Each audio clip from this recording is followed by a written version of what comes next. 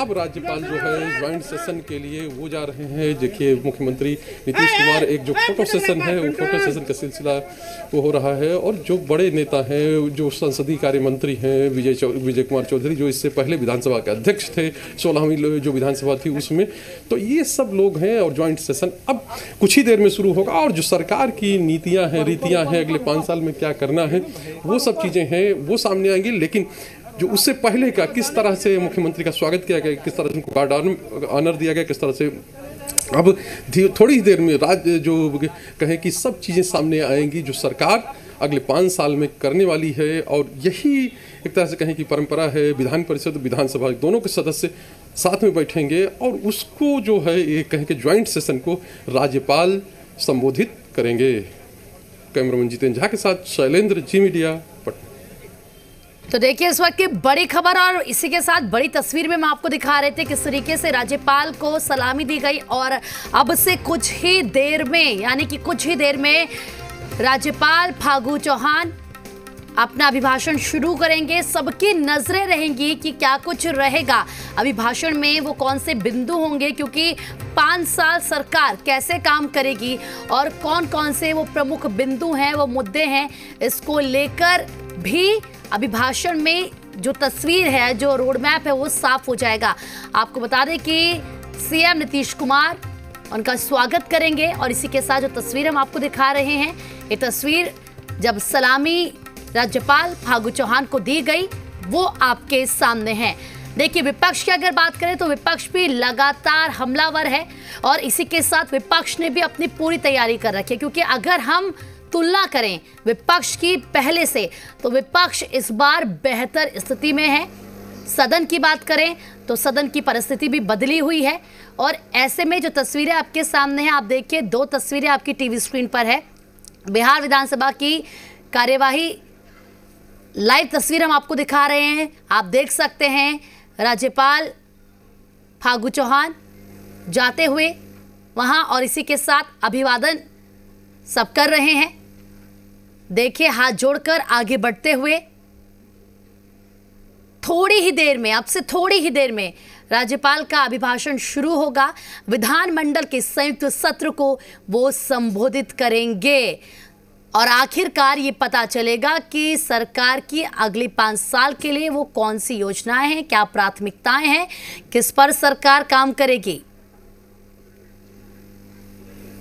और शैलेंद्र जी हमारे साथ, हमारे पॉलिटिकल एडिटर जुड़ रखे हैं ज़्यादा बातचीत के लिए। शैलेंद्र जी, राज्यपाल पहुंच चुके हैं, अब से कुछ ही देर में अभिभाषण शुरू होने वाला है और इसी के साथ 5 साल में कौन सी प्राथमिकताएं होंगी सरकार की, ये भी पता चल जाएगा।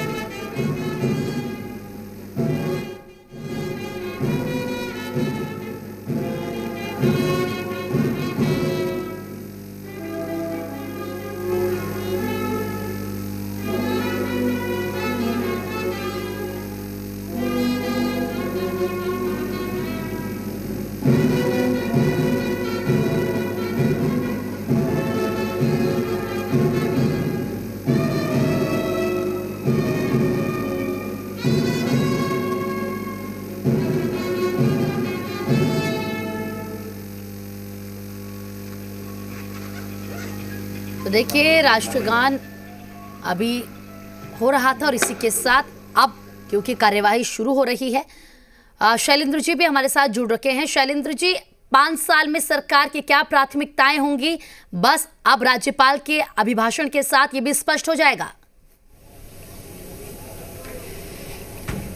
जी बिल्कुल, अब से कुछ ही क्षणों में चीजें स्पष्ट हो जाएंगी। जिस तरह से कहें कि भाजपा है जो बड़ा दल है सरकार में, उसने 19 लाख नौकरियों की बात की है, रोजगार देने की बात की है, और जो जदयू है उसकी ओर से 7 निश्चय 2 जो 7 निश्चय की योजनाएं पिछले सरकार में चली थी 2015 से 2020 तक, उनको कैसे आगे बढ़ाना है उनके बारे में चर्चा होगी। और रोजगार का मुद्दा जिसकी बात हम लोग प्रमुखता से कर रहे हैं कि रोजगार का मुद्दा भी इसमें रह सकता है। किस तरह से सरकार रोजगार बढ़ाने के लिए प्रयास करे, किस उद्योग धंधे लगाने का, क्योंकि एक एक चीज पर पूरी जो कहें कि सफाई होगी। और साफ तौर पे हम लोगों ने सुना था, जो विपक्ष का कहना था कि अगर रोजगार का मुद्दा हो रहा है, मैं सभी नवनिर्वाचित सदस्यों को बधाई देता हूं। मेरी कामना है कि नवगठित बिहार विधानसभा का कार्यकाल बिहार को विकसित बनाने एवं जन जन तक खुशी लाने के में अपनी रचनात्मक भूमिका अदा करेगा। आपके बहुमूल्य सुझाव एवं विमर्श से बिहार की प्रगति को बल मिलेगा। अभी हमारे यहाँ शांतिपूर्ण, स्वतंत्र तथा निष्पक्ष चुनाव संपन्न हुए हैं।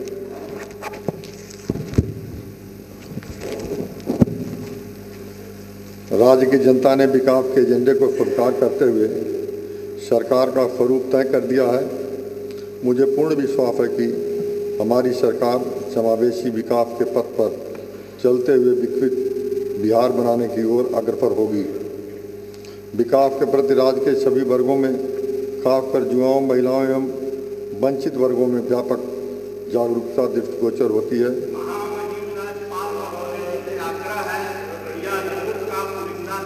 इस जागरूकता को रचनात्मक आयाम देते हुए सरकार द्वारा राज्य के विकास के लिए किए जा रहे प्रयासों द्वारा सभी का सहयोग अपेक्षित है। कोरोना वायरस संक्रमण से फैली महामारी पूरे विश्व के सम्मुख एक चुनौती बनी हुई है। पूरा देश, बिहार इससे काफ़ी प्रभावित हुआ है। राज्य सरकार इस बीमारी को रोकथाम के लिए सचेत रही है और लगातार इस काम कर रही है। राज्य सरकार ने केंद्र सरकार द्वारा जारी लॉकडाउन के दिशा निर्देशों को पूरी तरह लागू किया है। इस महामारी के दौरान राज्य सरकार द्वारा लोगों को राहत पहुँचाने के लिए सभी प्रकार के कदम उठाए गए हैं। केंद्र सरकार से भी इसके लिए जरूरी मदद मिली है। अन्य राज्यों में फंसे हुए कुल 20.95 लाख लोगों को मुख्यमंत्री राहत कोष से 1,000 रुपया प्रति व्यक्ति की दर से विशेष सहायता दी गई है। विशेष केंद्रों एवं अन्य माध्यमों से अधिक संक्रमण वाले 11 शहरों दिल्ली, नोएडा, गाजियाबाद, गुड़गांव, फरीदाबाद, मुंबई, पुणे, सूरत, अहमदाबाद, कोलकाता एवं बंगलोर से लौटने वाले 15 लाख से अधिक लोगों को 14 दिनों तक क्वारंटाइन केंद्रों में रखा गया और प्रत्येक व्यक्ति के औसतन 5,300 रुपये खर्च किए गए।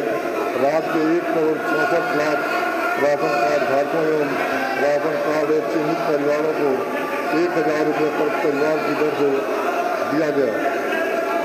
कुल 23.38 लाख वंचित परिवारों को राशन कार्ड सर्टिफिकेट वितरित किए गए हैं। राज्य सरकार द्वारा सभी प्रकार के राहत कार्यों पर 10,000 करोड़ रुपए से भी अधिक की राशि खर्च की गई है। केंद्र सरकार द्वारा भी प्रधानमंत्री गरीब कल्याण अन्न योजना के अंतर्गत राशन कार्ड को अप्रैल से नवंबर 20 तक 5 किलो प्रति की दर से मुफ्त अनाज तथा 1 किलो प्रति परिवार की दर से दाल और चना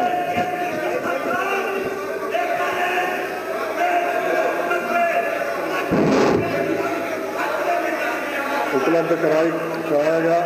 अन्य राज्यों से लौटे हुए मजदूरों के लिए जिनके पास राशन कार्ड नहीं थे, उन्हें अभी 3 महीनों के लिए मुफ्त अनाज उपलब्ध कराया गया। साथ ही बिहार के 85 लाख परिवारों को 3 माह के लिए मुफ्त LPG सिलेंडर उपलब्ध कराया गया।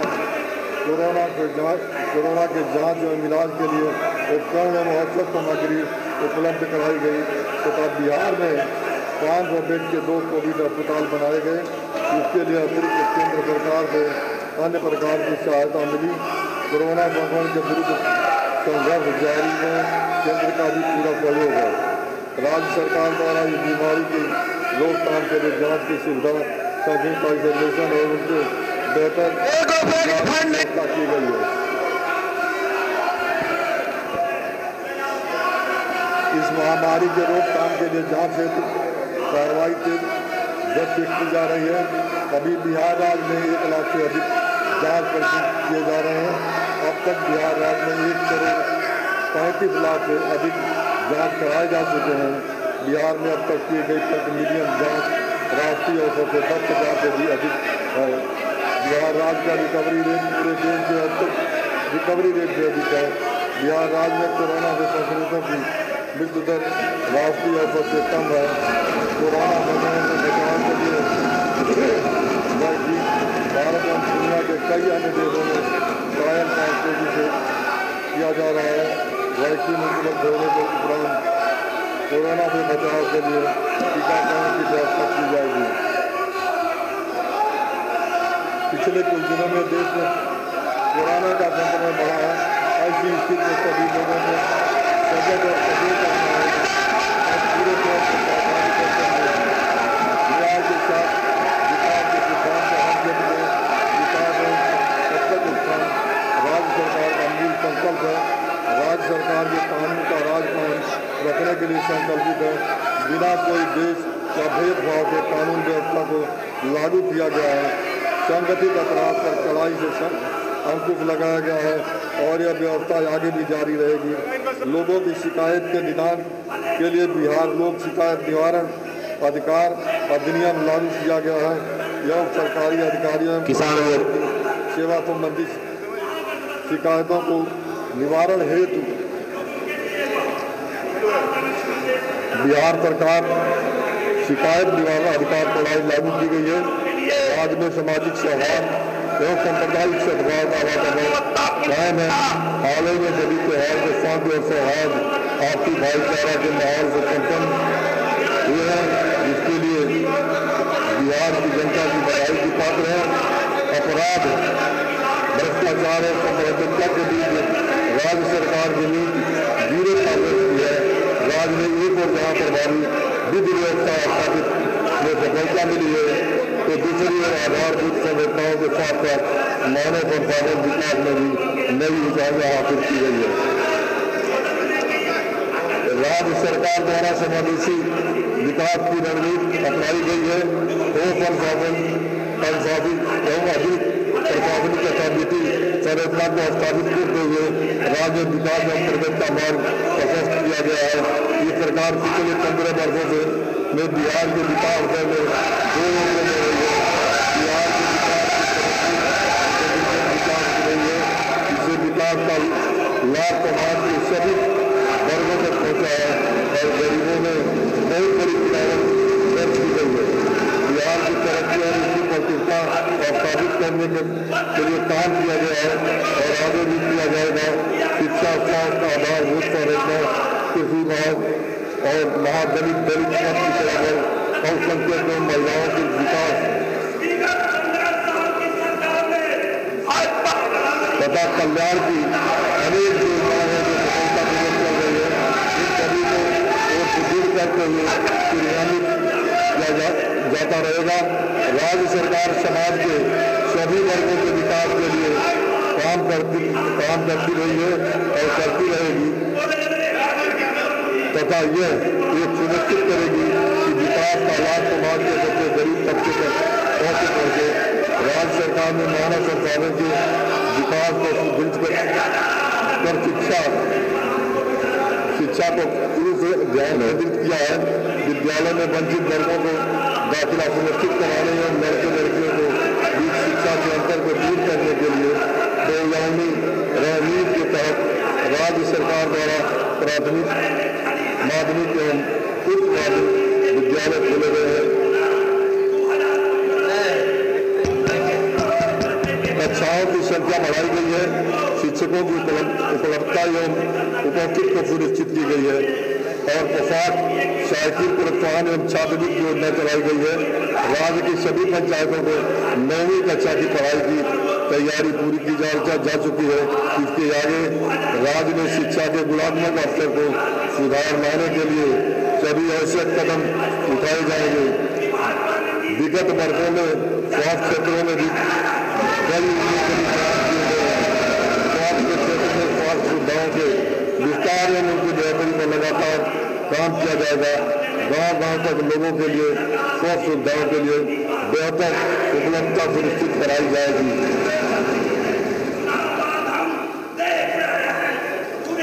बिहार मुख्य रूप से कृषि प्रधान राज्य है। विगत कई वर्षों में इस क्षेत्र में किए गए कार्यों की वजह से कृषि उत्पादन एवं कृषि उत्पादकता में उल्लेखनीय वृद्धि हुई है। कृषि के विकास के लिए लागू तीसरे कृषि रोड मैप के रास्ते चलकर कृषि उत्पादन एवं उत्पादकता को बढ़ाने की व्यवस्था की जाएगी। राज्य में जैविक खेती को बढ़ावा देने का मौसम के अनुकूल कृषि अपनाने के लिए लोगों को प्रेरित किया जाएगा। किसानों की आय को बढ़ाने के लिए राज्य सरकार सभी संभव प्रयास करेगी। राज्य के कोने कोने में आधारभूत संरचनाओं का निर्माण कराया गया। सड़कों एवं पुल पुलियों का जाल बिछाकर सुदूर क्षेत्रों को संपर्कता दी गई। लगभग सभी ग्रामीण बसाहतों को एकल संपर्कता दी गई है। सड़कों एवं पुलों में संरक्षण के लिए नीति बनाई गई है। बिजली के क्षेत्रों में व्यापक सुधार लाया गया है। हर घर में बिजली पहुंचा दी गई है। राज्य सरकार के आगे बिहार में आधारभूत संरचनाओं को बेहतर बनाने के लिए काम करती रहेगी। ग्रामीण एवं शहरी क्षेत्रों में सांकेतिक विकास हेतु राज्य सरकार की संकल्पित है। पूर्व से चल रही विभिन्न योजनाओं को गांव एवं शहरों में आर्थिक और सामाजिक परिवेश में सकारात्मक बदलाव आया है। राज्य सरकार का प्रयास रहा है कि सभी लोगों को आवश्यक मूलभूत सुविधाएं उपलब्ध हो सके।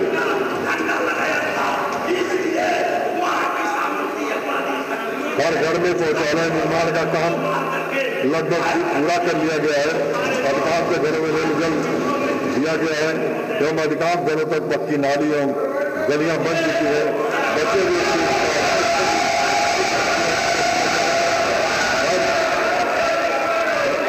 हर घर नल का जल, घर तक पक्की नाली एवं घर में शौचालय जैसी सभी योजनाओं के रखरखाव के लिए विशेष व्यवस्था की जाएगी। राज्य सरकार की तरफ बंदी को दृढ़तापूर्वक लागू रखने के लिए साथ साथ बाल विवाह एवं दहेज प्रथा जैसी कुरीतियों के खिलाफ सामाजिक अभियान जारी रहेगा। युवाओं के लिए बिहार में स्टूडेंट क्रेडिट कार्ड योजना एवं स्व सहायता भत्ता योजना, कुशल जीवन जैसे कार्यक्रम लागू है, जिनका लाभ बिहार के युवा उठा रहे हैं। ये सभी कार्यक्रम आगे भी जारी रहेंगे और इनके साथ साथ युवाओं की ओर से बेहतर तकनीकी प्रशिक्षण की व्यवस्था की जाएगी, जिससे उन्हें रोजगार के लिए बेहतर अवसर उपलब्ध हो सकेंगे। युवाओं में उद्योगता को बढ़ावा दिया जाएगा। राज्य सरकार बिहार में उद्योगों के विकास के लिए तत्पर है। राज्य में औद्योगिक विकास एवं रोजगार के नए अवसर पैदा करने हेतु नए संशोधित औद्योगिक प्रोत्साहन नीति 2020 लागू की गई है। साथ ही कृषि आधारित उद्योगों के एवं कार्य आधारित उद्योगों का प्रोत्साहन देने हेतु नई नीति बनाई गई है, जिसके तहत औद्योगिक प्रोत्साहन नीति के अतिरिक्त कैपिटल सब्सिडी देने का प्रावधान रखा गया है।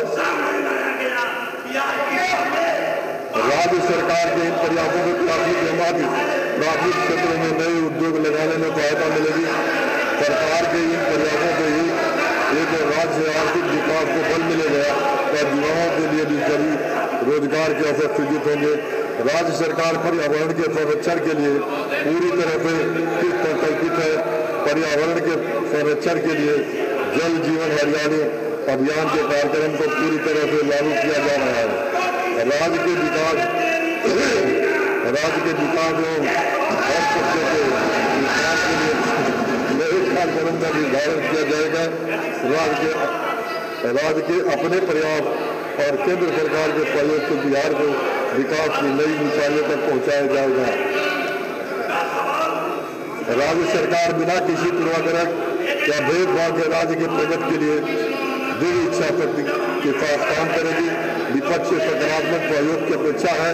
लोकतंत्र के हित तथा बिहार के विकास के लिए आप सभी को सहयोग एवं योगदान की कामना है। नवगठित बिहार विधानमंडल के दोनों सदनों में एक नेतृत्व में आप सबको उपस्थित के लिए मैं आप सभी को धन्यवाद देता हूँ। जय हिंद।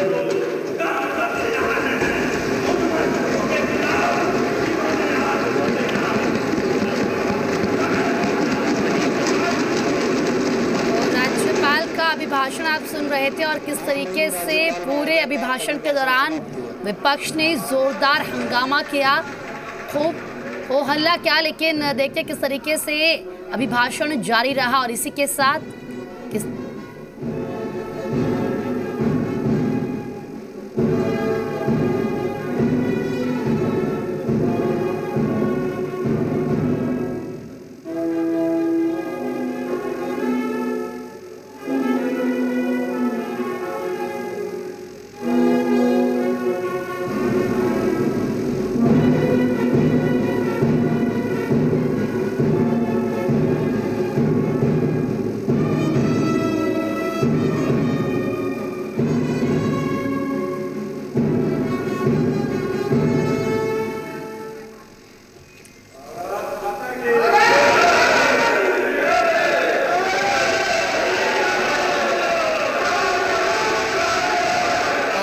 भारत माता की जय के साथ नारों के साथ आप देखिए फिर से अंदर हंगामा शुरू हुआ, लेकिन अब राज्यपाल बाहर जाते हुए ये तस्वीरें आपके टीवी स्क्रीन पर। दरअसल ये जो दो तस्वीरें हैं, एक तस्वीर आप देखिए कि किस तरीके से अब क्योंकि राज्यपाल ने अपना अभिभाषण पूरा कर लिया है और वहाँ से वो जा रहे हैं, लेकिन जो दूसरी तस्वीर है इसमें आप किसानों का दिल्ली मार्च ज़रा देख लीजिए। किसान लगातार किस तरीके से अपनी मांगों को मनवाने के लिए जो वो बात कह रहे हैं वो नहीं सरकार सुन रही है। केंद्र सरकार ने जो कानून बनाया है उसको लेकर वो नाराज़गी जाहिर कर रहे हैं और दिल्ली कूच कर रहे हैं। शैलेंद्र जी हमारे साथ जुड़े हुए हैं, हमारे पॉलिटिकल एडिटर। शैलेंद्र जी, जितनी देर राज्यपाल का अभिभाषण चला उतनी देर विपक्ष ने जमकर हंगामा किया। एक सेकंड के लिए भी विपक्ष नहीं रुका।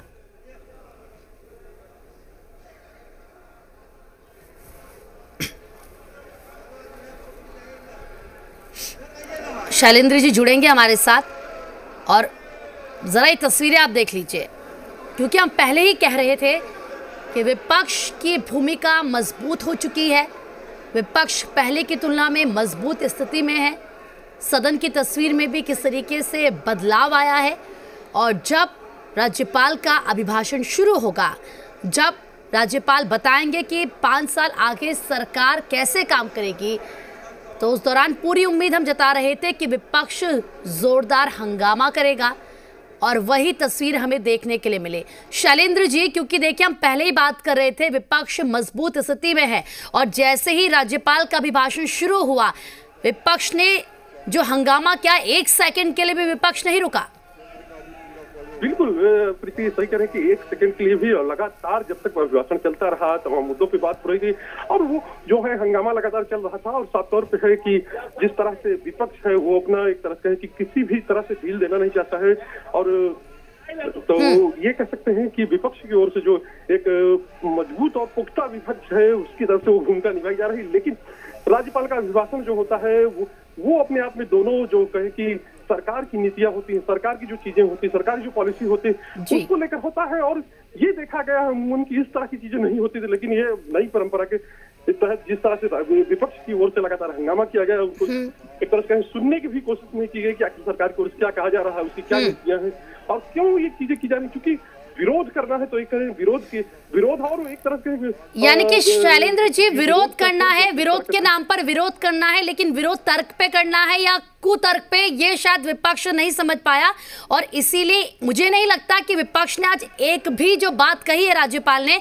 वो सुनी होगी।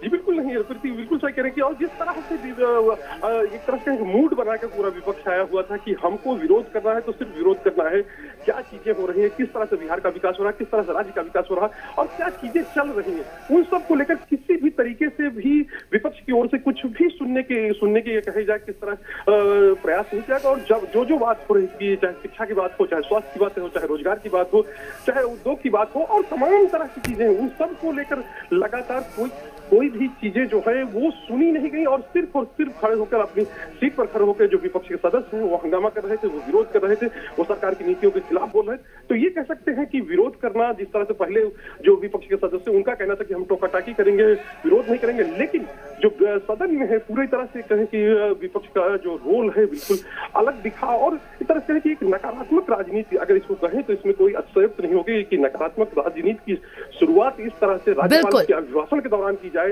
वो देखने को सदन में मिला है। और शैलेंद्र जी, एक चुनी हुई सरकार है, एक चुनी हुई सरकार आई है, और जब उस सरकार का रोड मैप राज्यपाल बता रहे थे कि कैसे काम होगा, तो विपक्ष को कहीं ना कहीं सुनना चाहिए था, क्योंकि विपक्ष ये कह रहा है कि वो जनता की आवाज है। लेकिन जब सुनेंगे ही नहीं तो फिर विरोध किस चीज का करेंगे? और जिस तरीके से तस्वीर सामने आई, आपने बिल्कुल सही कहा, ये एक सकारात्मक राजनीति नहीं बल्कि नकारात्मक राजनीति का संदेश दे रहे थे।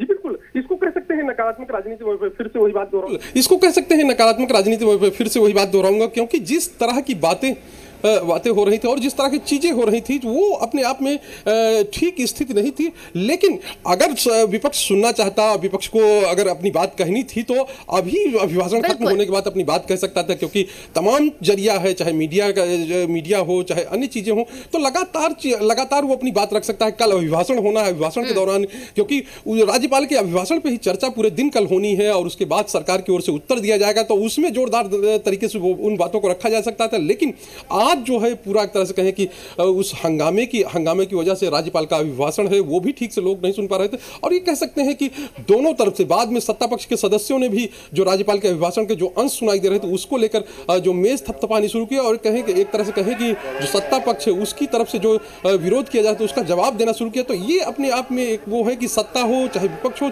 दोनों तरफ से एक तरह से कहें जो आजमाइश है वो लगातार की जा रही थी।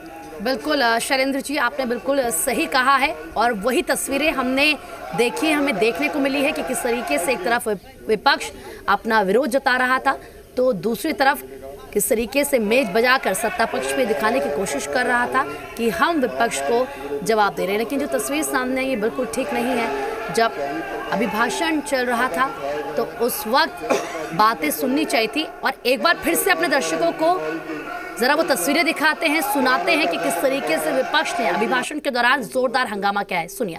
बिहार की प्रगति को बल मिलेगा। कोरोना वायरस से पहले